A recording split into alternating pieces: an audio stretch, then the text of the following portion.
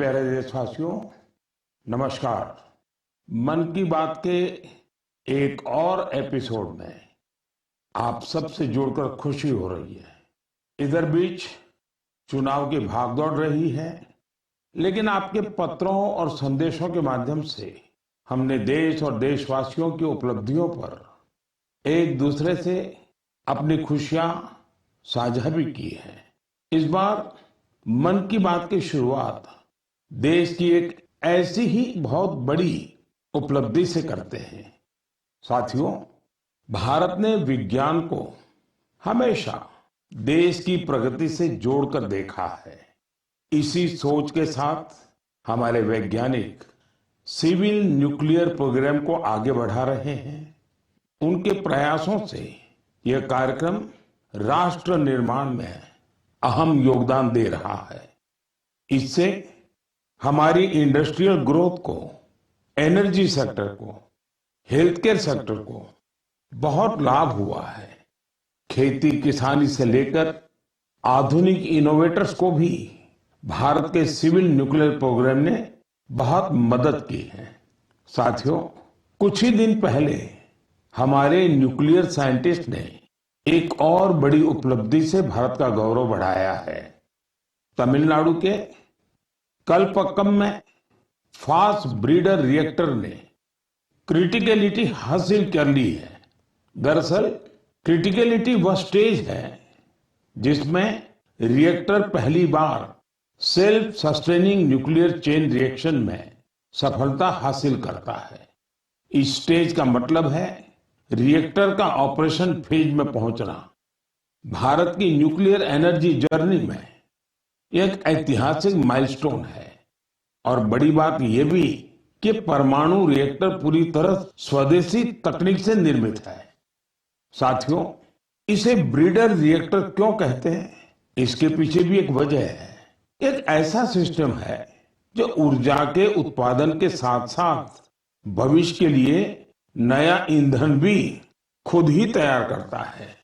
साथियों, मुझे मार्च 2024 का वह समय भी याद है जब मैं कलपक्कम में रिएक्टर की कोर लोडिंग का साक्षी बना था।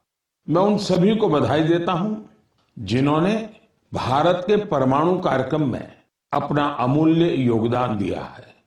देशवासियों का जीवन बेहतर और आसान बनाने के लिए उनका यह प्रयास बहुत ही सराहनीय है। इससे विकसित भारत के हमारे संकल्प को भी एक नई ऊर्जा मिलेगी।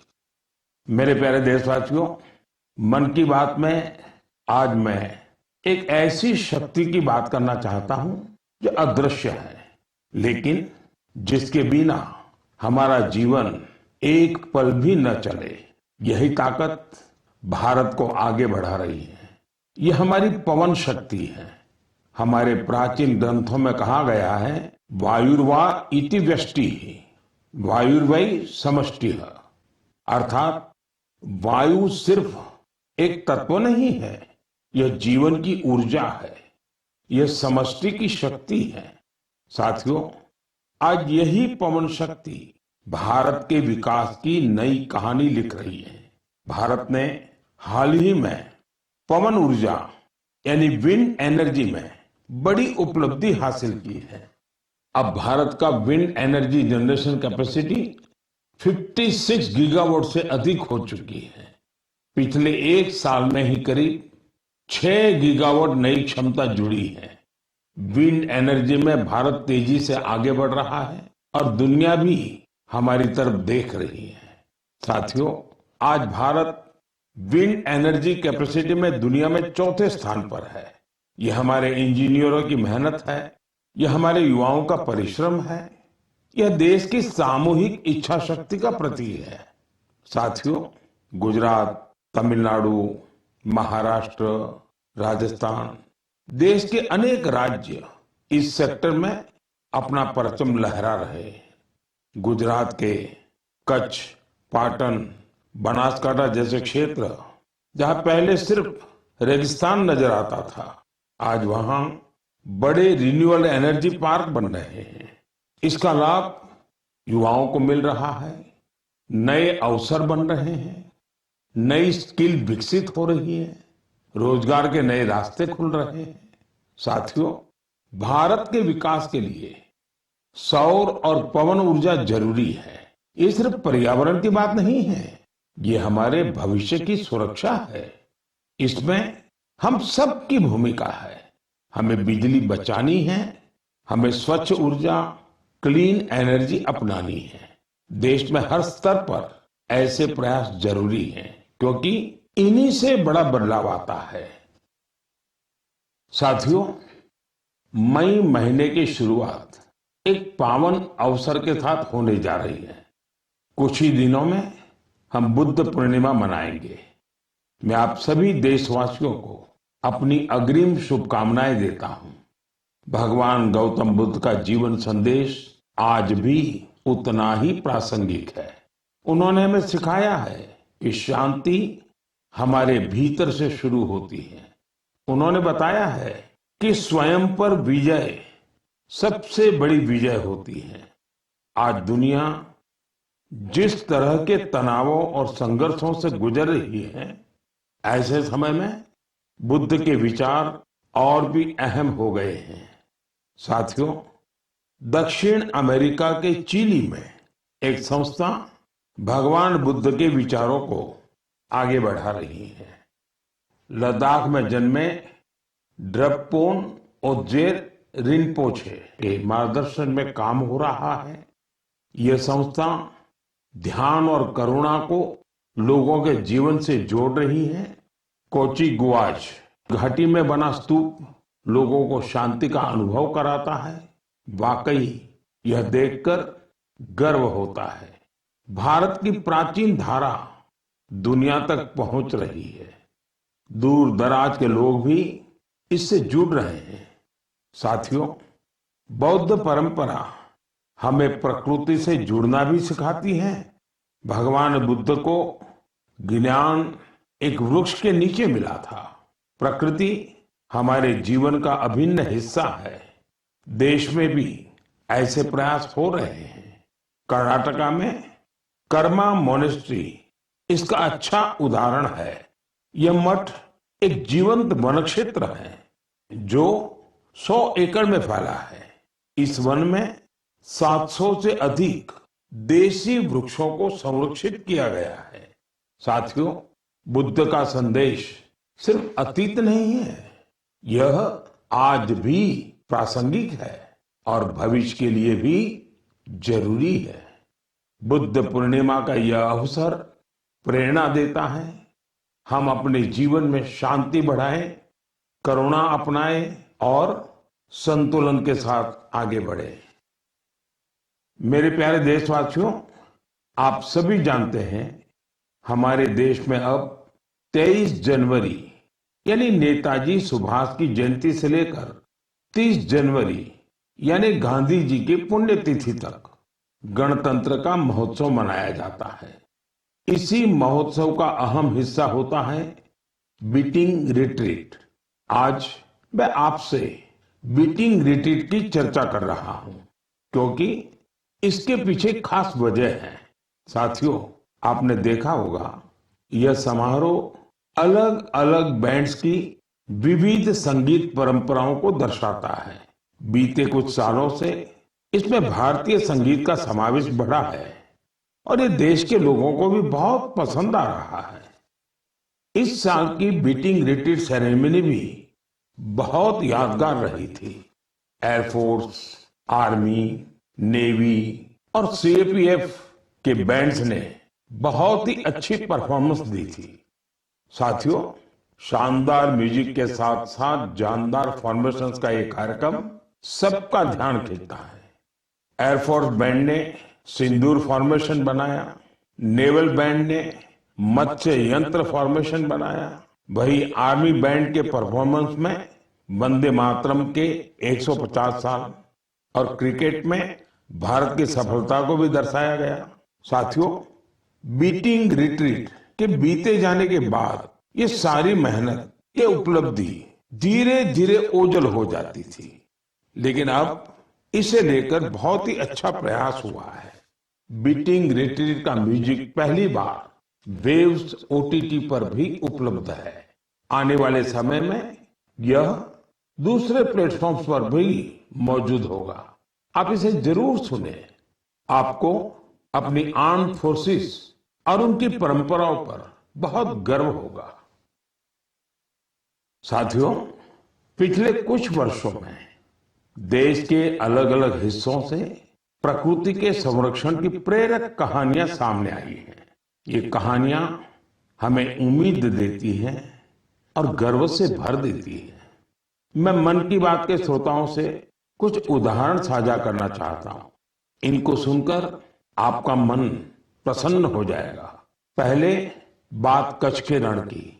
बरसात खत्म होते ही यहाँ की धरती जीवंत हो जाती है।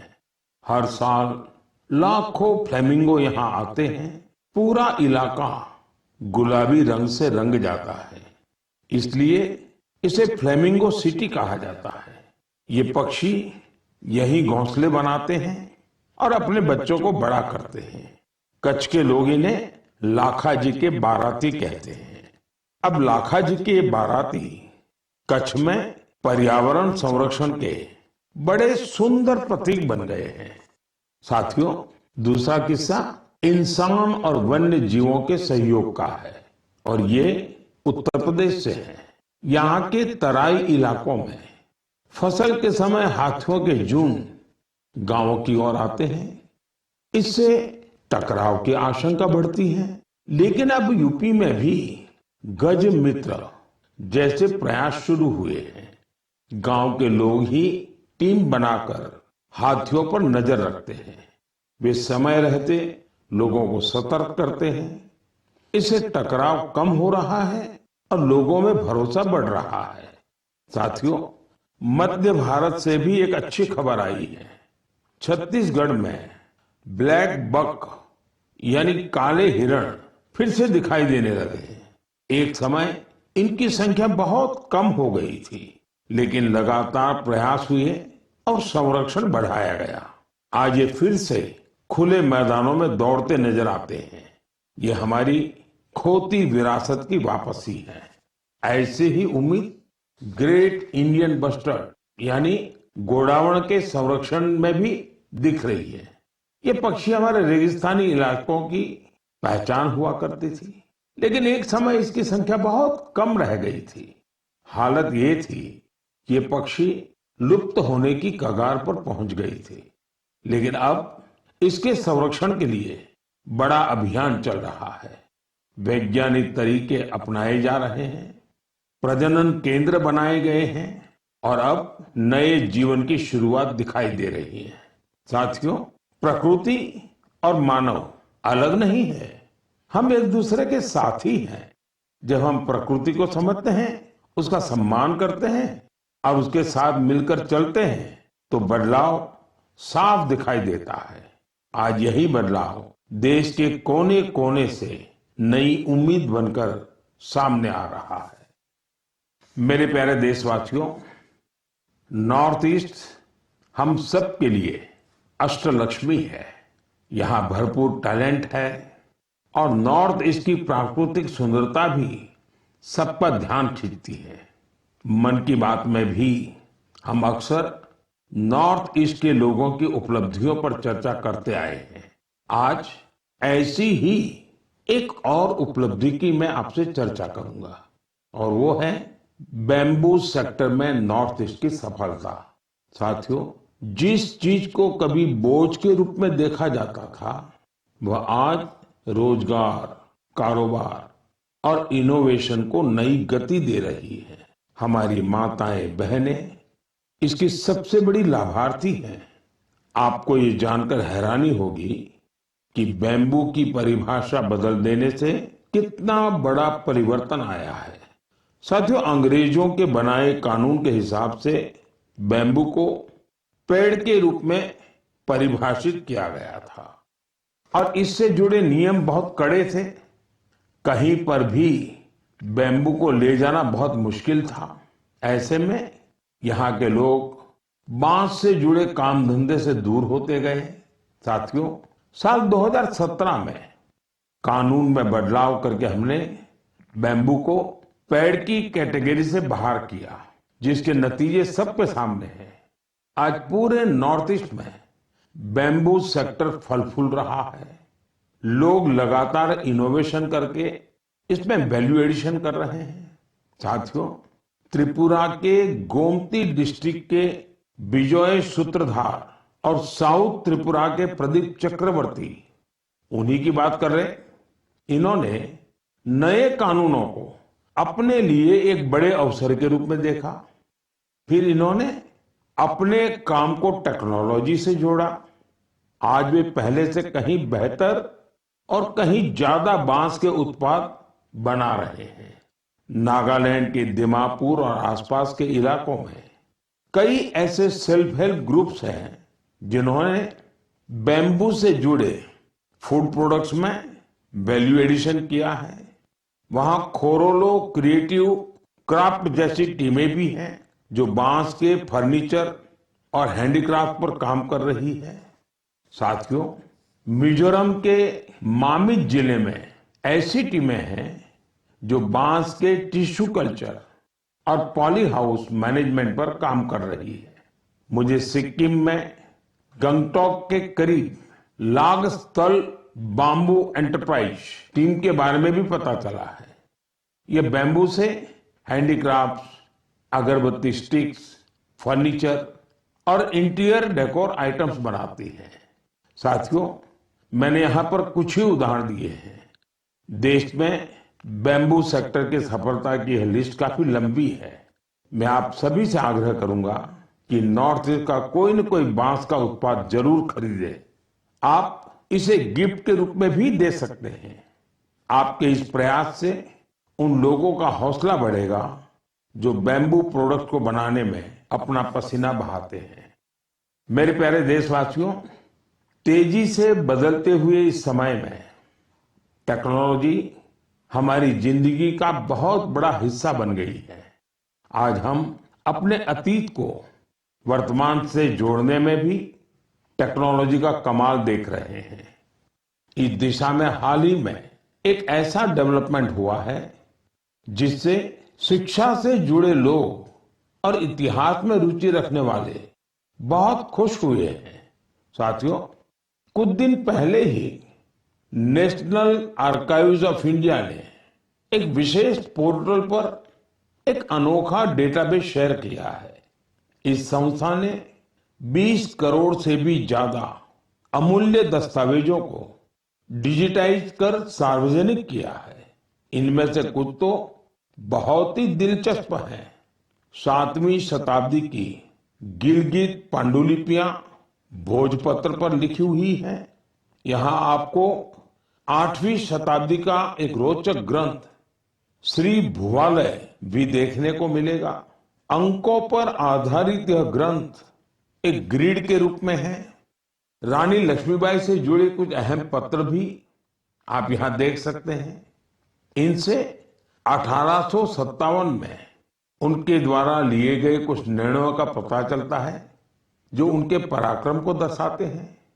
जो लोग नेताजी सुभाष के बड़े प्रशंसक हैं, उनके लिए यहाँ नेताजी के जीवन, आजाद हिंद फौज और उनकी स्पीच से जुड़े कई डॉक्यूमेंट्स हैं। आपको पंडित मदन मोहन मालवीय जी, उनसे जुड़े कई डॉक्यूमेंट्स भी मिलेंगे। इनमें बीएचयू की स्थापना और हिंदी साहित्य सम्मेलन से जुड़ी अहम जानकारियां हैं। यहाँ हमारे संविधान सभा से जुड़े कई अनोखे दस्तावेज भी उपलब्ध हैं। मैं आप सभी से आग्रह करता हूं कि आप www.abhilekpatal.in को जरूर विजिट करें। यह आपको अपने इतिहास का अद्भुत अनुभव देगा। साथियों, जरा कल्पना कीजिए, आप दुनिया भर के सबसे प्रतिभाशाली लोगों के बीच हैं। आपके पास गणित के बहुत ही कठिन सवाल हैं।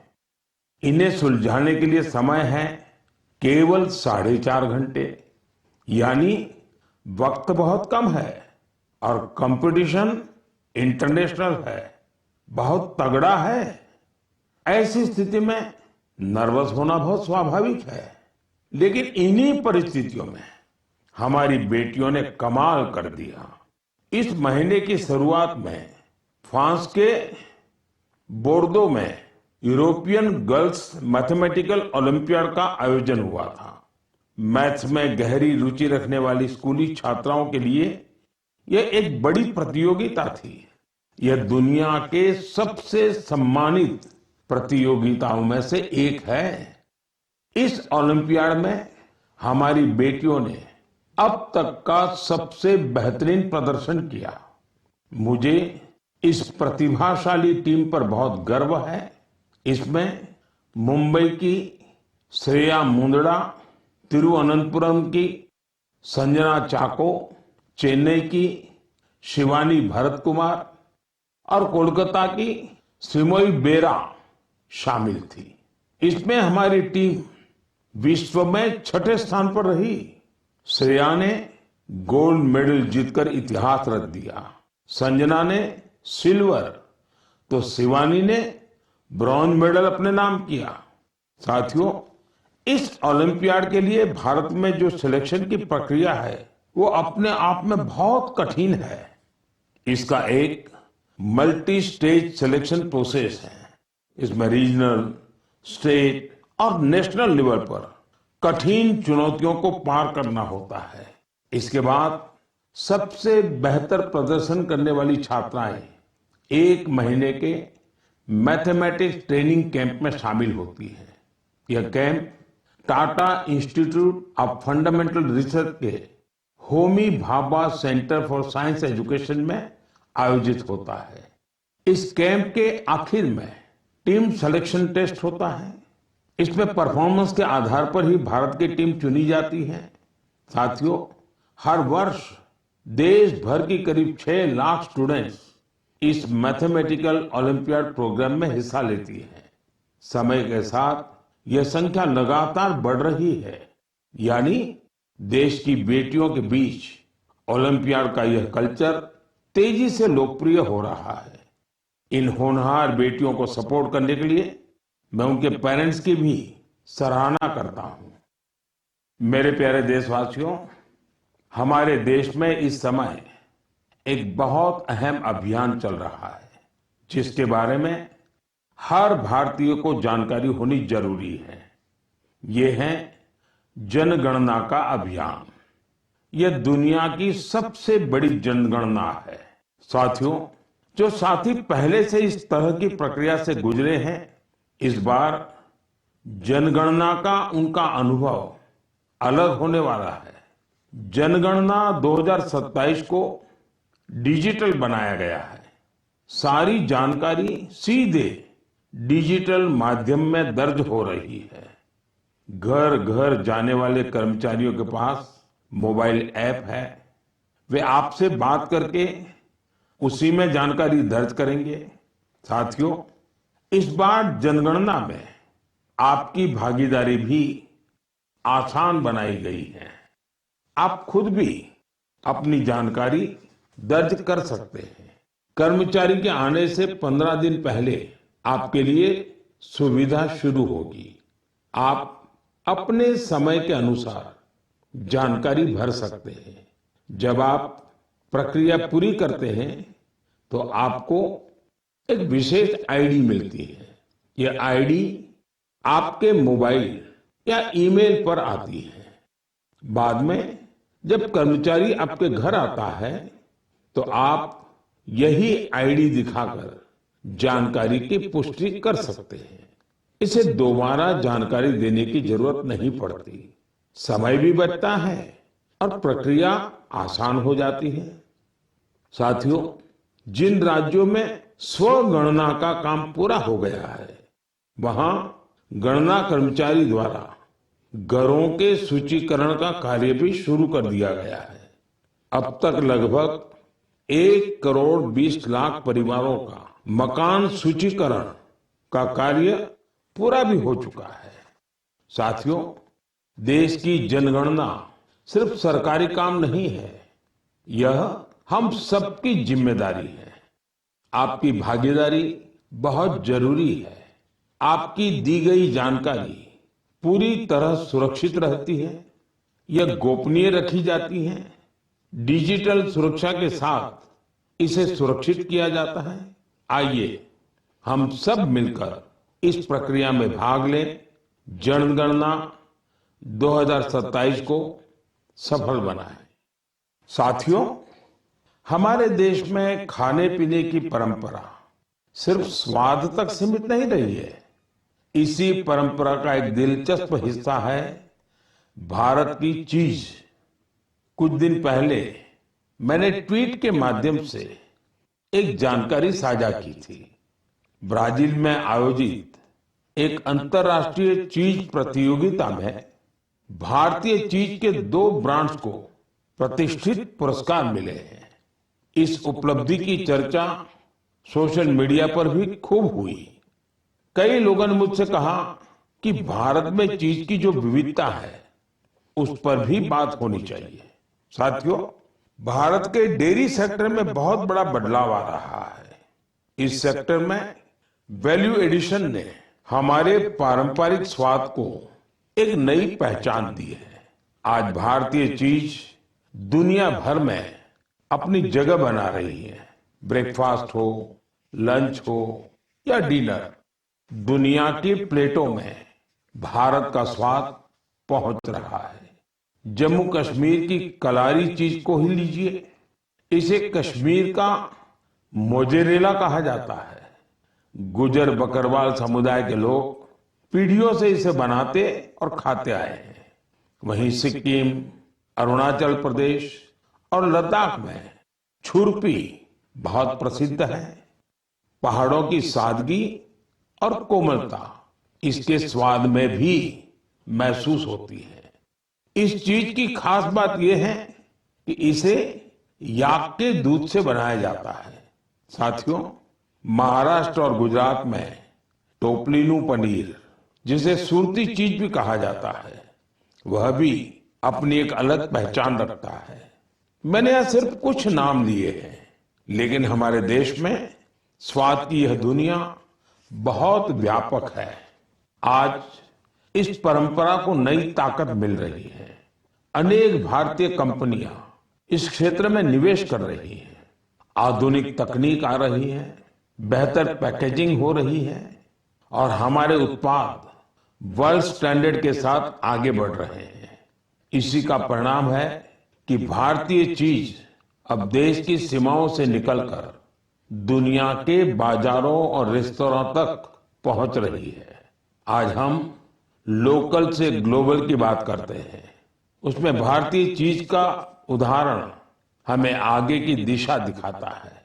मुझे विश्वास है भारत का स्वाद, भारत की परंपरा और भारत की गुणवत्ता दुनिया के लोगों को एक नया अनुभव देगी और भारत से एक नया जुड़ाव भी बनाएगी। मेरे प्यारे देशवासियों, इस महीने देश के कई हिस्सों में नववर्ष सहित अनेक पर्व त्योहार मनाए गए। कुछ ही दिन बाद 9 मई को पोचिशे बैसाख के अवसर पर हम गुरुदेव टैगोर की जन्म जयंती मनाएंगे। गुरुदेव बहुआयामी व्यक्तित्व के धनी थे। वे एक महान लेखक और विचारक तो थे ही, उन्होंने कई प्रसिद्ध संस्थानों को भी आकार दिया। गुरुदेव टैगोर लोगों के लिए ऐसे उद्योगों के पक्षधर थे जिनमें स्थायी रोजगार मिलने के साथ ही गांवों का भी कल्याण हो। उनके रविंद्र संगीत का प्रभाव आज भी दुनिया भर में बना हुआ है। मेरे लिए शांति निकेतन की यात्राएं अविस्मरणीय रही। यह वही इंस्टीट्यूशन है जिसे उन्होंने पूरे समर्पण भाव से सींचा और संवारा था। उन्हें एक बार फिर मेरी विनम्र श्रद्धांजलि। साथियों, मई का महीना 1857 के प्रथम स्वतंत्रता संग्राम की याद भी दिलाता है। मैं मां भारती की सभी वीर संतानों को नमन करता हूं, जिन्होंने लोगों में देशभक्ति की भावना जागृत की थी। यह समय स्कूली बच्चों की छुट्टियों का भी होता है। मेरा आग्रह है कि वे अपनी छुट्टियों का भरपूर आनंद लें और कुछ नया सीखने का प्रयास करें। गर्मियों के इस मौसम में आप सभी अपने स्वास्थ्य का भी पूरा ध्यान रखें। अगले महीने आपसे फिर मुलाकात होगी कुछ नए विषयों के साथ, देशवासियों की कुछ नई उपलब्धियों के साथ। बहुत बहुत धन्यवाद। नमस्कार।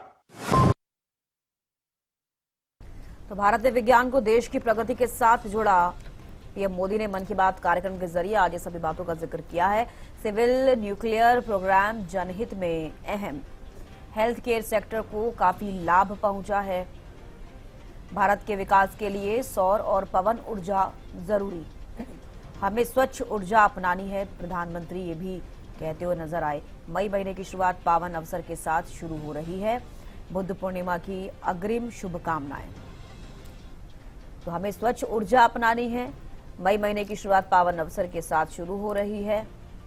बुद्ध पूर्णिमा की अग्रिम शुभकामनाएं। प्रधानमंत्री मन की बात कार्यक्रम के जरिए इन्हीं सभी को लेकर आज मन की बात कार्यक्रम के जरिए देशवासियों से जुड़े। तो कई खोती हुई विरासत की वापसी हो रही है। प्रकृति और मानव एक दूसरे के साथी हैं। नॉर्थ ईस्ट की प्राकृतिक सुंदरता सबका ध्यान खींचती है।